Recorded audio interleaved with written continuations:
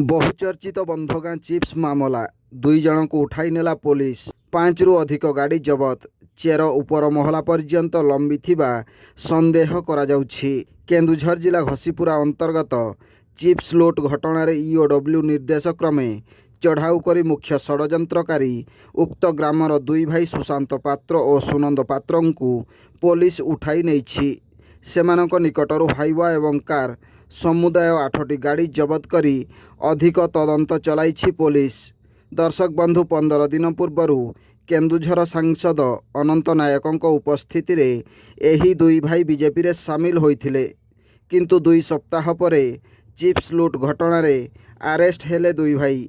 काहींकि एमानकु दल रे सामिल करा जाइथिला। दर्शक बंधु विगत किछि वर्ष पूर्व गायत्री कंपानी 20 नंबर जातीय राजपथ पाई बंधगां स्थानीय पहाड़रू पत्थर आनी पत्थर गुंड चिप्स मेंटाल इत्यादि व्यवहार हेला परे बड़का चिप्स को मुख्य खलनायक सुशांत पात्र और सुनंद पात्र राति अधिया जेसीबी मेसीन लगाई हाइवा गाड़ी साहाय्य प्राय 2 कोटी टंकार चिप्स और पत्थर गुंड इत्यादि बिक्री अभियोग रे गिरफ होइछंती। दर्शक बंधु भोक विकल रे विष को अमृत भावी पीले मेडिकल जीवाटा थय। ब्यूरो रिपोर्ट जनजागरण ओडिया। वीडियो गुडी को आपण मानकु भल लागुथिला हम चैनल को सब्सक्राइब करिवा सह लाइक शेयर करिवा को भूलंतु नाही।